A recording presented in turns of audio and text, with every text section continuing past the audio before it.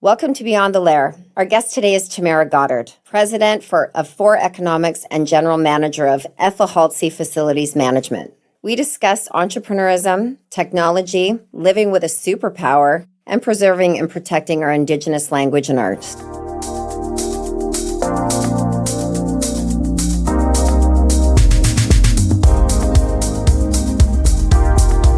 Hello, everybody. Welcome to Beyond the Lair, where we talk to entrepreneurs that are making a social impact in community, and their life purpose is to empower and better Indigenous lives, and also organizations, corporations, and businesses that are doing the same and making a social impact in community and improving and elevating Indigenous lives. My name is Gina Jackson Montgomery Cetacean from the Seashell Nation, and I'm Dean Montgomery. And we are so honored to have one of our bestest, closest friends, Tamara Goddard, who exemplifies everything that we introduced, which is the whole persona and mandate of the Bears Lair. So welcome, Tamara Goddard. Hey, guys. Thanks for having me here. It's so nice to see you because we don't see each other otherwise. No, we don't. We have to get on a podcast to do so. This actually isn't a podcast. This is just us getting together. There it is. Yeah. You have such a good podcast voice. Well, radio voice. Well, thank you very smooth. much. Yeah, it's smooth, isn't it? Very smooth. Have you done podcasts before, Tamara? I have. I've done quite a few. Oh. But not with my podcast. That's the first time anybody has ever said, hey, you've got a good podcast voice. That's excellent. So today we want to get to know a little bit about what you're doing, because you're up to some really exciting achievements right now, and some great planning for Indigenous entrepreneurs, and the shift that you've had from the very beginning of your career as an entrepreneur to the paradigm shift of technology that is out of this universe, literally. We really want to learn and build up to that. But where we have to start is learning about you. Who is Tamara Goddard? We can talk about a little bit later how we met, the three of us met, but what led you up to going into and becoming an entrepreneur from the very humble beginnings? Geez, that's a big question. I believe my first business was selling my homework in junior high school, to be honest with you. So I think I've always been entrepreneurial minded. I think that I'll take one step aside. One of the reasons why I looked at the world differently was because I have something called synesthesia. And so synesthesia is, I suppose they might name that as part of a neurodiversity. Excuse me. But it's basically a connection of the senses. And so because my senses were connected, I was viewing the world differently than people around me. So I like to take very deep dives and very analytical. So even as a child, I thought, and I grew up outside of my community to boot, so I didn't have the reference whereby this would have been a biological condition that most of my family likely has. But growing up outside of the community, I viewed the world differently, and outside of an Indigenous community as well, I became obsessed with systems. I could not understand sort of what was going on socially within the people around me that were raising me. They were lovely people. I was extremely lucky to be raised by the people that did raise me. But I found that, I just found that people were struggling in who they were and the school systems. So that was my obsession, was systems. And that actually led to pretty much everything in my life that I've ever done is complex systems, simple systems. In my earlier days, I did systems of the physics of color, for example, to understand how color spoke to people. Because with my synesthesia, I see patterns in colors, and sound has a color, and different things. Wow. Can you tell us, so how did you grow up? It sounds like, let us know, what was it like, or where did you grow up? Yeah, I grew up just in Delta. Mm-hmm. I was adopted by a really great family, one of the very lucky young Indigenous people to be adopted, and they got me within 3 months, actually, of being born. And they will say, like Barb, my mother, she will say, looking back, that I was a bit of a different child, and back then they didn't have any of the tools necessary to be able to reconnect me back with my culture, or to connect me in with something like synesthesia, which has really only recently been diagnosed and not diagnosed, but been studied.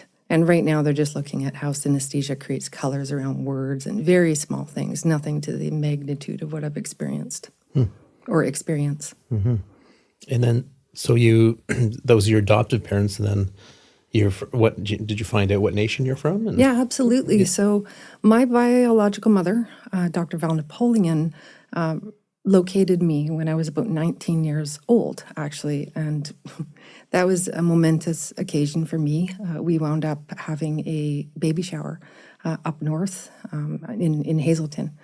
And so that was, and she took me home. We went on the Alaska Highway all the way up to Alaska. She introduced me to peoples along the way from various nations. And so I began to relearn my culture and relearn the land at 19 years old. And you're a very proud member of the Soto First Nation. Yes, Treaty, from the Soto First Nation. The first nation I was introduced to, of course, was the Gitxsan Nation. And my mother had been working with them on their territory for many years. So she was adopted into the Frog Clan there. And so that was the first place I stayed, was with the Gitxsan people. And then we went home to the Soto Nation. Oh my God, we love working with the Soto Nation, as you know. Yes, we've done so I much. do know that. Yeah. So great. Absolutely. And I am the Frog Clan. And yes, I am the Frog Clan. So is Candy Campo, which is one of our best friends as well. that's right. So how did you get diagnosed with something like that? Because I wouldn't even, having children of my own, I wouldn't even know how to recognize something like that. No, I learned because both my sons have the same disorder. And so my youngest son will tilt his head to the side to see you better. And so it came about by watching them and then reflecting on my own experience. And then I had some autoimmune things going on that the doctors didn't understand. And at the end of the day, they wound up understanding that because my senses are constantly overloaded from the synesthesia, that I was having an overloaded neurological system, which was causing some of my swelling and issues with my autoimmune. So did this lead to your entrepreneurial spirit? Or? Absolutely. Yeah. Yeah, absolutely. Again, looking at things differently, I look at patterns. And so I'm always trying to communicate in terms of patterns. I have a very complex view of mathematics, like being able to write out colors in terms of physics and sound, et cetera. And so every system of economics is simply a pattern. And so I was always extremely fascinated with how patterns affect people and how people are impacted by the systems that are guiding them. And therefore, what are the gaps? And so for 20 years, really, the last 20 years has been my job to identify the gaps between, in the business community, between Indigenous peoples, governments, and industry. Yeah, so interesting. I mean, I've seen you do it, and Yeah. seen you and Gina do it together, actually. Yeah.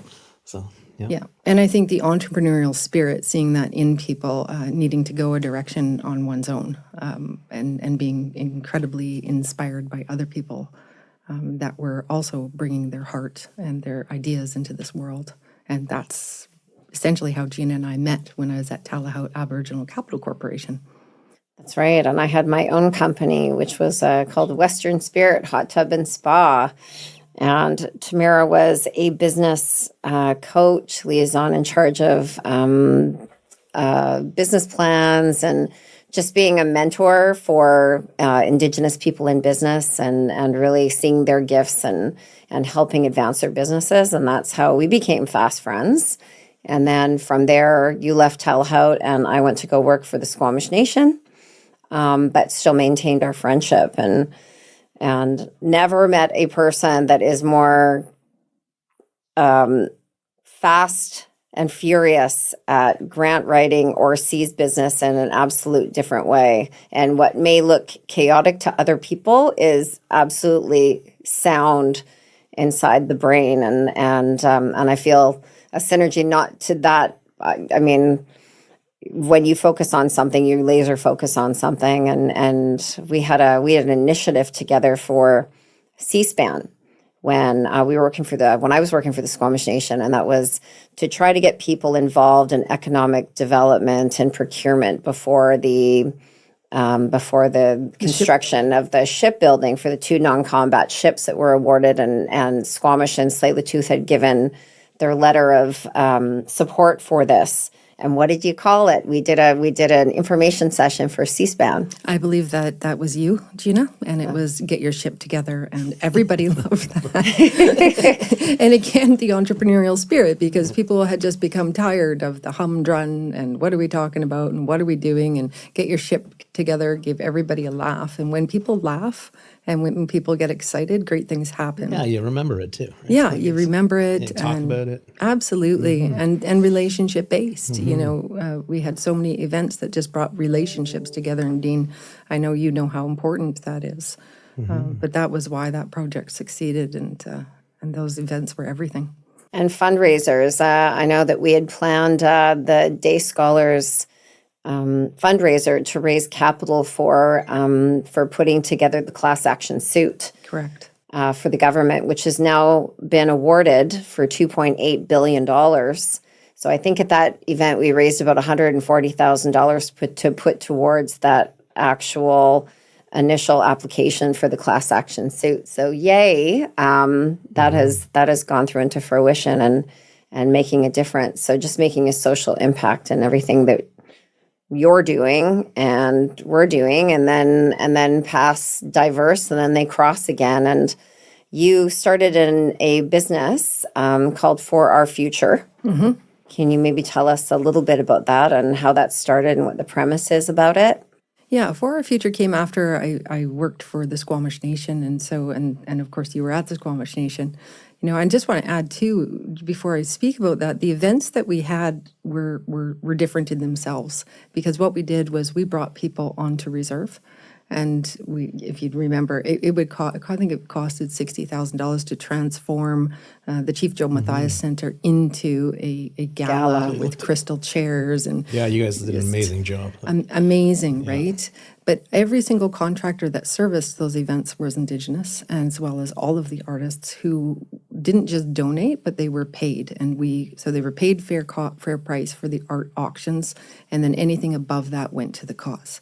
And so I want to add that those are the kinds of things that are different about the way I think we put business together. For Our Future came about after my work at Squamish Nation, where you were working with the small businesses, and I was working with Chief Gibby Jacob. And so we went through, I think, about 350 corporations for partnerships for several of the projects on the Squamish Nation territory, and developed a whole system for being able to select partners, due diligence process, et cetera, moving forward, as well as unique negotiations to ensure that all projects on Squamish Nation territory were considering procuring with Squamish Nation businesses. And that happened way before it was really overly popular or mandated as it is now to increase Indigenous spend. And so Squamish Nation was leading the way with that. I think that's a way that Dean and myself and Absolutely. Dean, you were a partner with the Squamish Nation, one of the first partners that developed, that came in. And this is what's really interesting about Indigenous people working for industry, as well as really setting up a nation for success. And when we did the initial bid for Get Your Ship Together, and there were all these opportunities, it wasn't dialed in a vetting process, wasn't developed yet. And how do we develop our core values, and what is our synergy with businesses that we want to do business with, and do they share our same core values, and are we going to do a JV, an LP, or preferred partnership? And I think when Dean came in and sat as not as a consultant, just as a good partner to give us the infrastructure and foundation for doing that, it allowed us to be able to develop the directory.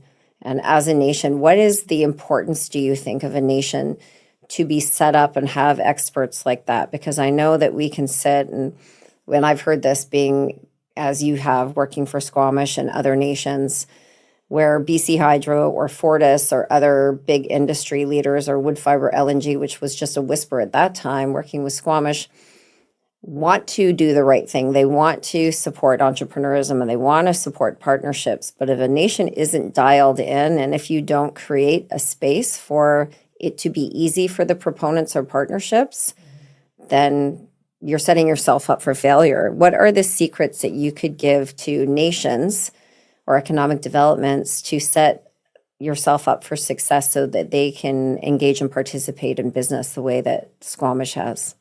One of the best things that came out of all the research was 4 general pillars, and then Chief Gibby fed into that, as well as yourself, Dean, and Gina. So I'd say it was a collective bringing into the 4 pillars. And so the 4 pillars are looking at what type of employment and career training are on the nations, how is the land affected by the nations, is culture being considered in the nations, and is small business and procurement being considered.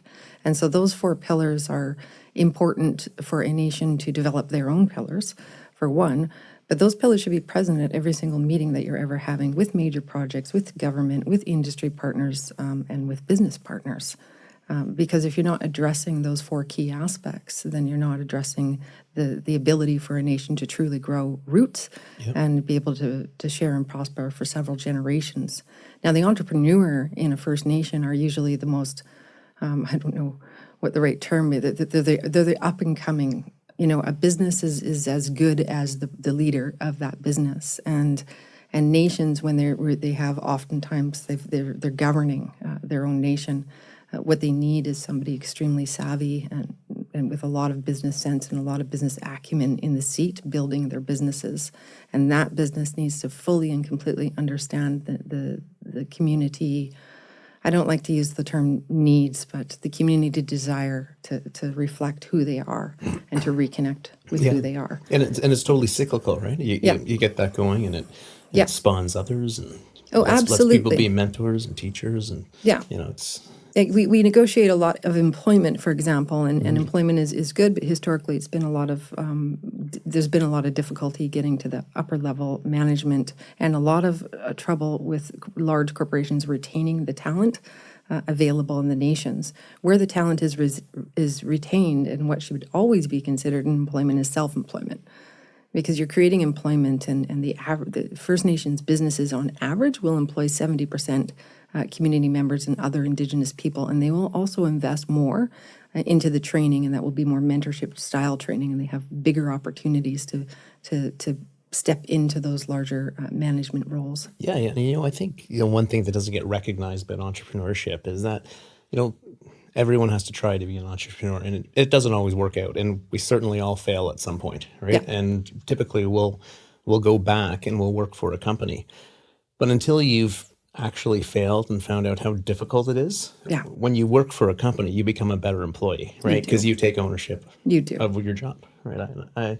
I think that's really important, something I certainly learned. Yeah, and the most sought after skill right now is creativity and innovation. So it's the ability to solve problems on the fly and put things together really quickly. And so everybody absolutely should be studying entrepreneurship and just giving it a go. No, I agree. Absolutely. And we all yo-yo from being an entrepreneur, especially at our age right now, being an entrepreneur, and then this roller coaster of just the mental roller coaster that goes with being an entrepreneur, whether it's self-doubt, the risk, sacrifice, but with that comes these wins that you have where when you're high, and when you're low, and this whole roller coaster, and the type of individual you have to be able to see it through.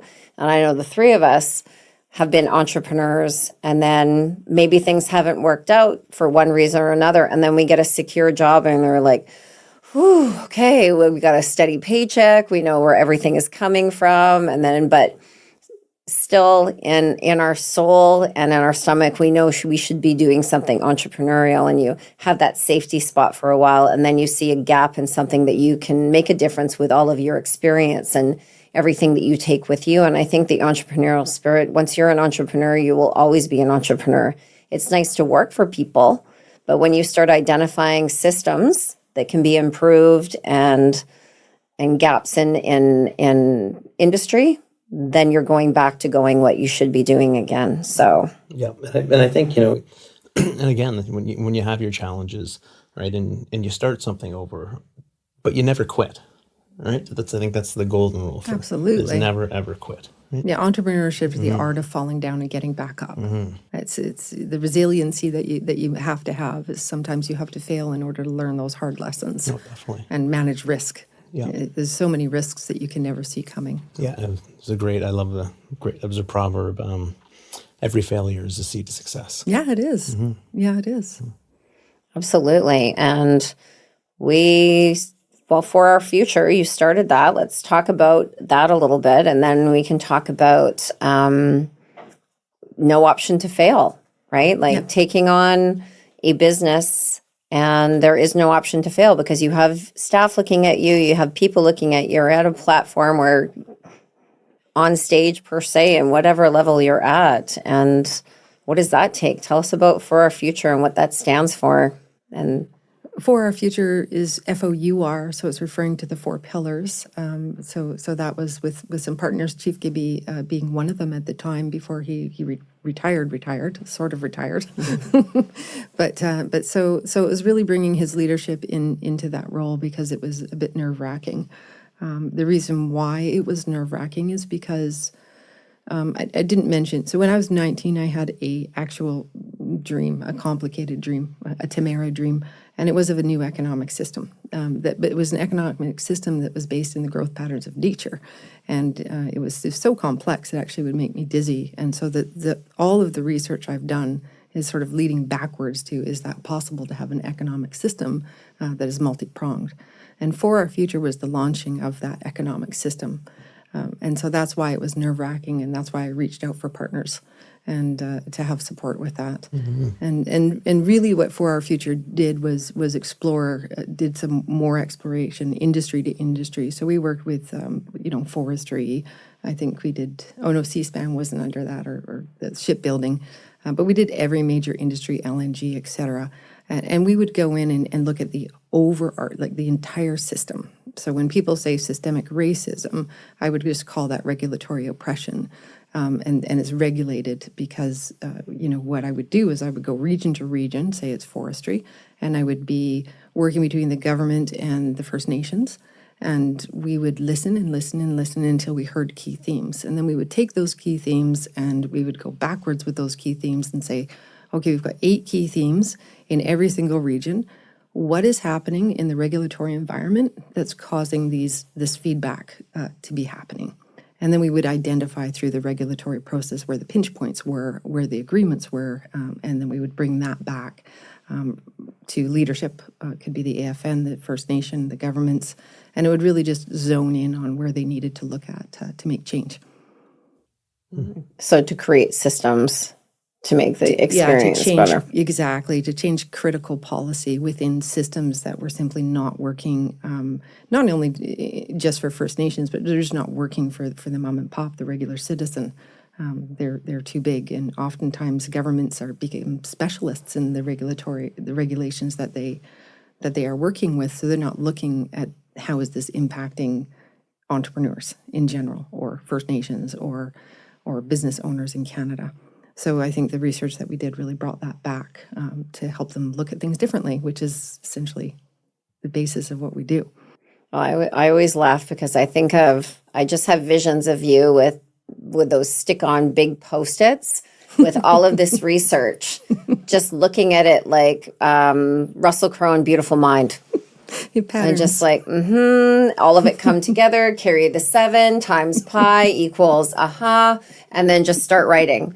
And it all comes back to what you're talking about, to your superpower. Yeah. Right. And where you're going with that and what your achievements are. And then from there you did 400 drums. So we launched 400 Drums because, the pandemic, and all of a sudden every single Indigenous business needed to go and provide their services digitally. And then the other part was the auntie and me kind of kicked in with all my downtown east side youth. So you know how that was at my house. And we challenged them to make a multisensory experience of Indigenous art and culture that could be showcased online and sold online. And along with that, at the same time, we were doing national research on procurement systems in regard to the government trying to reach 5% Indigenous procurement goals in Canada. And so we wrote the national strategy for that and researched internationally the role of that technology was playing in other countries and where Canada was at, and we were way behind. So most other countries were already utilizing other systems. They're called Web 3.0 systems, AI. I'm already into quantum computing, but I would say AI and blockchain had taken over systems as ways of improving ledger systems for transparency within the supply chain. And so what happened there is I recognized that this complicated, it actually simplifies things, but the vision I had when I was 19 could be used, like it could be put into technology now. And so for the first time ever in my entire life, all the complexities in my mind could be put into technology. And that is where what 400 Drums was. So it was first just an NFT project. We did an Indigenous NFT project. And it went well, and we learned a ton. But probably the most important thing that we learned through that exercise is that blockchain is not cryptocurrency. Blockchain is a technology unto itself, and we shouldn't throw the baby out with the bathwater. And so all of the technology, and we've developed 4 of them in partnership with other technology companies, has been based on that idea of to use blockchain for the full power that it has. Maybe you can explain to our viewers and to our listeners, number one, what NFT is, what blockchain is, what that kind of quantum technology is, and where we're going. I know that a lot of our listeners know what crypto is because you hear it, and they're in a lot of video games, et cetera. But this is something real that exists now and that is coming in the future and is evolving as we know it. So maybe you could just explain a little bit what that means. Yeah, 100%. I'll do Indigenous style. So blockchain. I'm listening intently because our son is currently trading it. Yes, and he's talking about it really. Yes, well, he's trading in crypto, so that I'm not going to talk about cryptocurrency because that is in the hands of people bigger than me. But what's not in the hands, and this is where everybody who's an entrepreneur needs to understand, what's not out of our hands is the technology of blockchain. Blockchain is just what it says it is. It's a block of digital information, and so let's say that I want to copyright a curriculum or a piece of art, or I want to embed my Indigenous lineage to a language program. Well, I can take that and digitally mark it into a block. And then every time I share that, or every time it is shared out in the World Wide Web, it's recognized. So every transaction is another block in the chain. And so you can understand that if I create a piece of art, and I put a digital signature. We call it the Indigie-seal. So we created the Indigie-seal, and we did that with a fintech company. So we actually take a person's Indigenous lineage, and we create a digital, I think my CEO calls it a digital safe. He creates that digital safe, and information is put in there about your lineage and about the product or service that you've created. So does that monetize it then? Yeah. Well, it allows for all sorts of monetization. So now I've got, say, 3 words that a video game wants to use. It's blockchain, so that means that's a product that I can be automatically paid for immediately. Through what's called a smart contract. Yeah. But we used it first of all in art. And so we wanted to connect the digital with the physical, and we wanted to do that as much for our youth as anything. So we would do a public art installation. The artist would be commissioned. The corporation would buy it. We would install it into a building. And then we put a QR code there. So we would protect that image using blockchain copyright, which we've developed with one of our partners. And so now it's copywritten. So it's installed publicly, and then we create limited edition prints. And those limited edition prints then essentially go to sale to corporations across Canada. So now the artist has been commissioned and paid up front to produce one piece of art. We've created an additional 800 limited edition prints that they're going to get automatically smart contracted on every time a print sells. Wow. And there's no administration that needs to go on there every time it sells. It goes out. And there's nothing physical? No, there is a physical. In our program, there's a physical. There's a physical. Where there wouldn't be there's a physical piece of art that is sold. Yeah. Okay, the fact that it's copywritten on the blockchain inscribes a signature to every limited edition print. So it protects the buyer because they know that an Indigie-seal accompanies the piece of art that they've purchased, and they know automatically that the originator, the artist, has been properly compensated. Okay, so it's authentic. It's authentic. Yeah. Yeah. Wow. And how does Wow, this is so interesting. So if you're an artist that's listening and you want to be involved in this and you make this amazing original piece of art, but then you also want to do limited editions and you don't have the access to any kind of technology that's probably blowing people's minds right now with this conversation. But how do they advertise? How do they get in touch with you? How do they get their piece of art there? How did they learn more about this program? And how successful has it been? Well, it's been very successful. One of our most successful projects is for the company that I work for now. So I have a job in the private sector for Ethla Halsey. And so what we did was we brought 4 artists together. They created four commissioned pieces of art called the 4 Sacred Medicines. So it was our 4 Sacred Medicines. And the Canadian Carpet Manufacturing Company created a line of commercial carpets inspired by these pieces of art. And so that's what created the limited edition prints. And as the commercial carpets sell, they also get a limited edition print. So the artist is paid every time a commercial carpet is installed anywhere in Canada or the world. So that was one of our very successful projects there. So now at the company I work for now, Ethla Halsey, who will be continuing to work with what's now For Economics, we will continue to work with artists whereby I think we're bidding a couple projects at the border crossing right now. And so again, we would pay the artist, border crossing, it's probably be a semi-ammo artist. We will copyright their work, we will create limited edition prints, and then we will bring those limited edition prints through my current company, Ethla Halsey, who's partnered with a facilities management company with 120 interior designers across Canada and 26,000 buildings that they manage. Wow, so I'm guessing the transactions happen very quickly too, right? So within the supply chain, like cash is probably moving much quicker. It will. I just started this position with Ethla Halsey, and the reason I took this position is because I realized, oh my goodness, this company is managing, in terms of 5% Indigenous procurement, they're managing 26,000 facilities across Canada, including 6,000 government facilities. Mm-hmm. And so every single one of those facilities wants to increase their Indigenous spend. And so, art, public art is a huge contribution to that. And so artists can get a hold of me. I am very interested to know who they are and have and curate work from across Canada, basically so that our clients can go into the marketplace, which we also developed a decentralized marketplace called IndigiHub. We developed a marketplace called IndigiHub, so now corporations can come directly to that marketplace and purchase Indigenous arts, crafts, coffee, foods directly. And why is it decentralized? It's decentralized because part of our research indicated that Indigenous people are the most researched people in Canada, and our data is very valuable. So what it is that the entire marketplace is encrypted. And so when you enter the marketplace, you can come in by subscription with a corporation.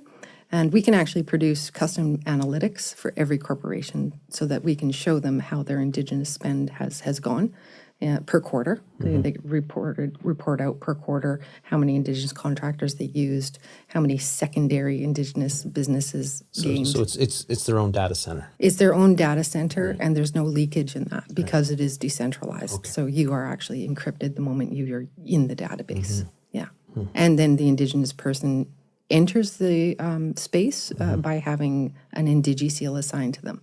So that means that we've gone through all the protocol necessary to deem that this is indeed an Indigenous business or an Indigenous artist or a language speaker. Oh, that's great. Yeah. And you're not just a savvy businesswoman, you are also an artist. Oh, yeah. Are you ever?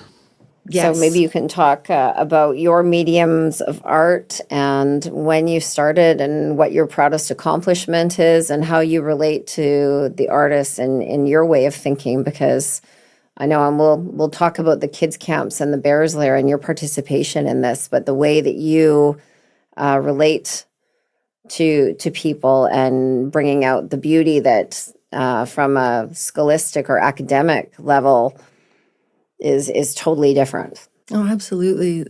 So, art is our way of embedding our not like language, knowledge of the land in our law. either embedded on the land as art, say in sometimes what we might call a modified tree, or it might be a totem pole, which were meant to be put up and then meant to actually decay back into the lands in some nations.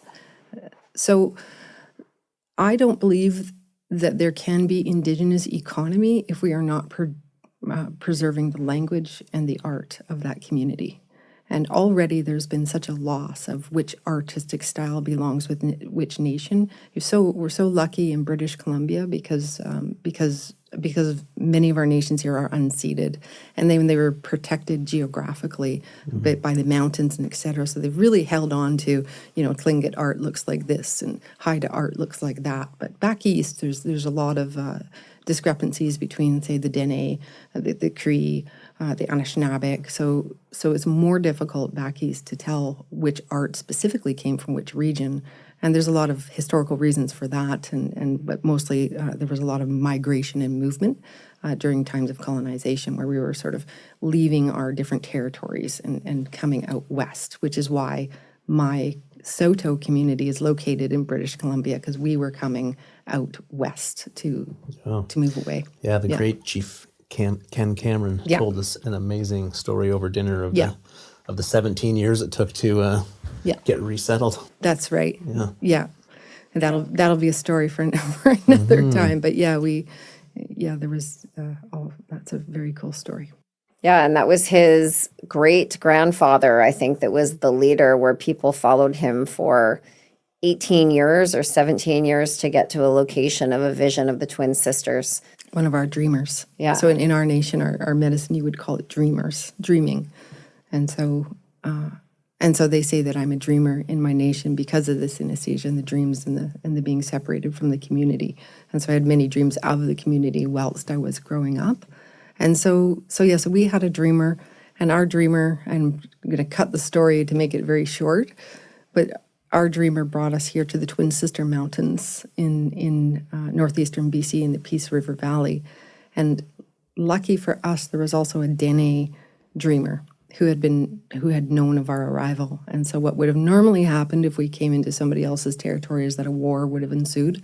But in our case, the Dene dreamer and our dreamer knew each other from dream time. And so we struck a peace treaty. And so we protect the mountain to the east, and they protect the mountain to the west.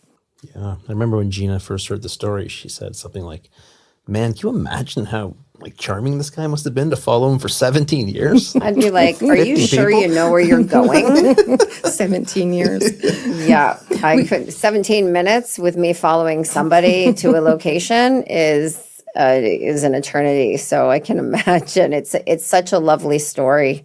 And I love the whole dreaming aspect of that. You were we've worked together for many years. We've known each other for, my goodness, almost 2 decades, since we were 10. Yeah. Now that we're 30. That's right. So we worked with entrepreneurs together and developed procurement together, the three of us, and then talking about having a TV show for a very long time, not necessarily us doing a TV show, but why isn't there a TV show like the Shark Tank or the Dragon's Den or something like that it really uplifts in entrepreneurism, and had the opportunity to participate we started a show like that, and you came on as one of the guest coaches, which we thought was a really important factor to this show is you need coaches. We didn't want it to be a show where, number one, it was a capitalist and all my hands up and good relations to those entrepreneur shows that have really trailblazed and given us a voice, no matter what nationality or culture you are, but really wanted something that exemplified our core values and who we are. And coaching and mentoring and support is very important. Can you talk about your experience on it? Because this was new for all of us.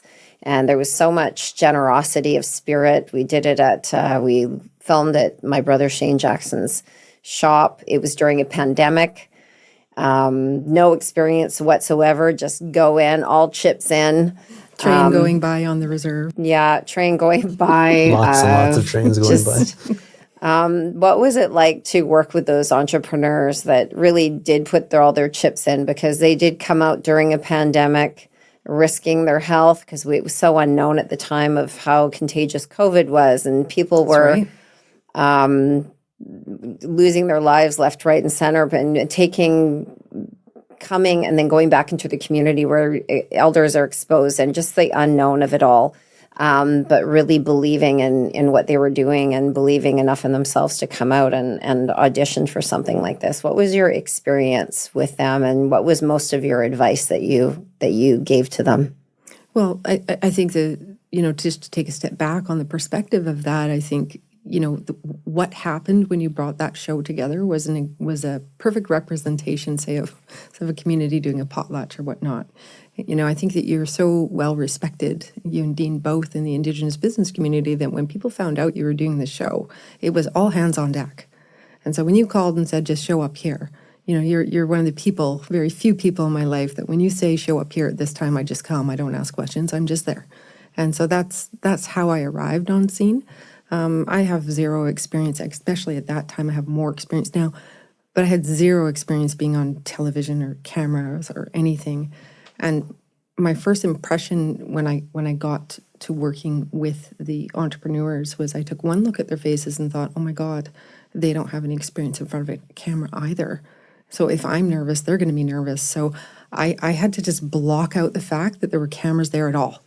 And I just focused on the entrepreneurs and on bringing out their, the reason they came. And I know from experience, every entrepreneur, but also Indigenous entrepreneurs in particular, they come at things for their heart. And they're there to build jobs for the community and bring people up in the world, that hand up in the world. And they need to be seen. And so I think that it was at your brother's studio, that there was trains going by, was the perfect environment for Indigenous entrepreneurs, because we could all laugh. Yeah. We could just sit together, and the production crew was not invasive. They let us, do our thing in terms of the coaching. Yeah, and it was so obvious that when you were on camera, even though you looked polished, but knowing just that you spoke from your heart, and you were speaking to them like you would whether or not there was a camera or not. It's just who you are, right? So and I was so.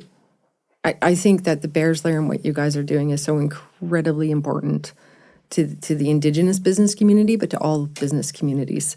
And because I work with so many corporations now, and I see the effort that they have, I see the impact within the giant corporations of the Indigenous world perspective. And so that is, like, we're going to have a conversation about a relationship. We're going to touch base on how we're doing, and we're going to have a laugh, because Indigenous people naturally, in order to respond to their current environment, are always needing to be in a state of laughter. And that's how we are. It's how we deal with hard things. We laugh about it. We support each other. If somebody dies in the community, we all come together and we all lift that family up so that they can grieve. And that's a process of moving grief into gratitude. And you can be damn sure that every single entrepreneur that came on your show had something in their community, a shadow, a pain on their heart, and then they chose to get up. And mentors and people like Chief Gibby and several other mentors in my life, like my biological mother, Val Napoleon, she got up. They didn't let their past drag them down. They got up, and because they get up, we get up. And the only way to deal with that is to have a good laugh and to reach out and hold hands and say we're facing forward. Let's go. Yeah, I think I was once told too, after leaving a meeting, and this is when I was in my young years, 20 years ago, and I felt like, oh my God, he keeps making fun of me, and right, and this was the chief, and it's like, because he likes you, right? And if they're not making fun of you or poking a joke, then they hate you. Yeah. Chief Gibby was here prior to you, and he's a good friend and a mentor to all of us, and family to all of us. But Dean brought up a joke that he had said, and I know that we've been in many serious meetings with Chief Gibby Jacob where there's a proponent or a partner or what have you, and whether they broke protocol or said something awkward or what have you, and he would always make them laugh, and he was always so accommodating, but we were talking about the wind farm company that he wanted to start, and he was going to call it Breaking Wind. That's right. And he would say that literally as the icebreaker. Yeah. When they had the most serious people around that giant negotiated boardroom table. Absolutely. And I think you do have to have a sense of humor, as you were talking about when we were filming, with just the train going, a pandemic, working late hours, and it's just what next, right? Yeah. And it's just you can only support each other.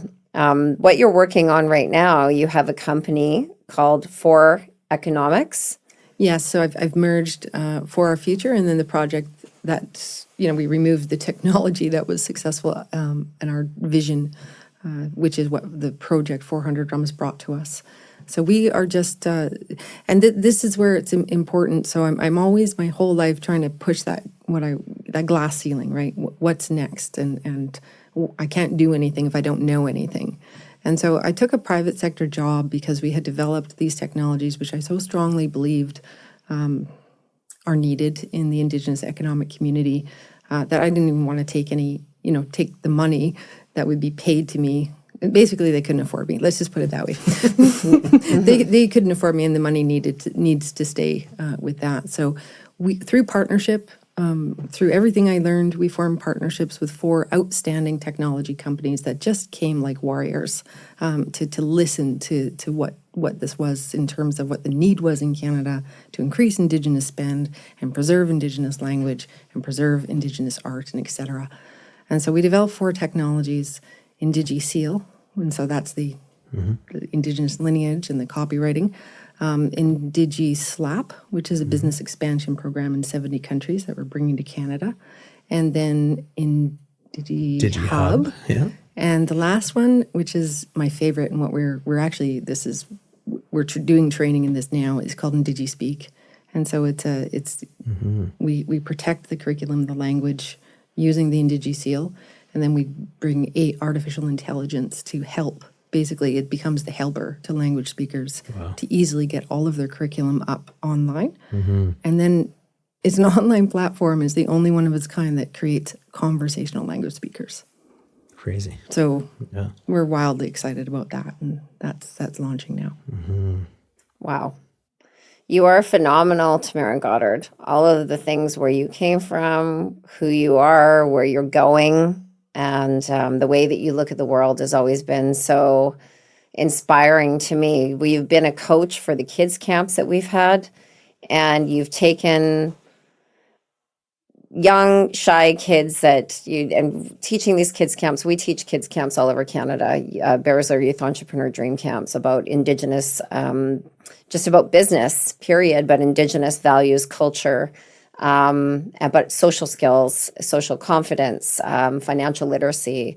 But you've been, I'm so thankful to have you as a coach, I think 3 times now, with the kids, and we've done 28, and how you've turned those kids, you've been this mother figure and allowed them the space to think differently. Oh, yeah. When they feel like they haven't fit in or they don't. A lot of us see math and we see numbers and we just zone out, and that's or they just freeze up when they public speak. And the way that you look at the world and the way that you allow other people to look at the world, it's how you is phenomenal. It's how you mix. Phenomenal. It's like you mix art and math all together. It's pretty interesting. Yeah. And that is my artistic style. Literally, is math in my art. Yeah, it's the only way. But it's just you can sit with a child and try and show them like a linear math system. But the trick with math is that if you show them a natural based system of how mathematics reflects the world around them, then all of a sudden people get excited. Numbers tell a story that is so much more eloquent than any verbal words could ever do. Right, and I think it's what everyone's talking about now is the industrial school system that was created, right? How it really doesn't work that well in general, but particularly not for Indigenous people. No. That's correct. That's correct. And spatial. So the art that I do is just a spatial representation of geometries, which is math. Like math always has a shape. It always has a form. That's the synesthesia. Yeah. Okay. The geometry that goes with the numbers that creates the patterns. Ready, Gina? Synesthesia. Synesthesia. Synesthesia. Synesthesia. Yeah. Gesundheit. I just, I love this. So if you're an artist, if you're into technology, if you're a math genius, if you're an art genius, if you want to go into entrepreneurism, if you want to put this all together, if you want to join a growing team, all of this is available for economics and where this is going, and stay tuned. How can people contact you? How can people find out more or learn more about what you're doing? I'm a pretty easy search on Google. So just my name with 4 Economics will bring you to my contact details. But I also want to add that at my role, I don't want to depreciate. Ethel Halsey is such an exciting opportunity between the largest facilities management company in Canada and the English River First Nation. And so that will be another area that's really integral. So First Nation suppliers for anything that like RBC government buildings, if it's a service that is required in any capacity, we'd be, and especially the artists, we're interested to talk to you. And then we'll be building a team. So that entire BGIS is the fastest growing facilities management company in Canada. And essentially they manage 6,000 buildings with a giant AI center. So they're pretty exciting. I didn't even know the industry existed until I was contacted by them. But my head's a bit blown off because there's so much to it. There's I think they've spent about $100 million just on technology to move into smart related industries. Wow. English River First Nation Saskatchewan, is it? Yeah, English River First Nation Saskatchewan. And so we'll be working with BGIS, I believe, they've just announced that they're doing blue zone buildings. And so they're environmentally friendly facilities management firm. So anything from landscaping, on and on. Janitorial, we any do. kind of food service or hospitality or installations of art. Yeah. Anything. So if you're anybody interested in anything, internships, please call Tamara and get a hold of Tamara. And she is the vessel and the nucleus for empowerment and elevation and inspiration. So thank you so much for being on our show and being our guest. We got to finally visit with you. Yeah. And hope to have you again and just continue the story. Thanks so much for tuning in to Beyond the Lair. Follow us, download our episodes, follow us on our socials, Bears Lair TV on Instagram, Facebook, LinkedIn, and TikTok. Until next time, live your dream, find your purpose.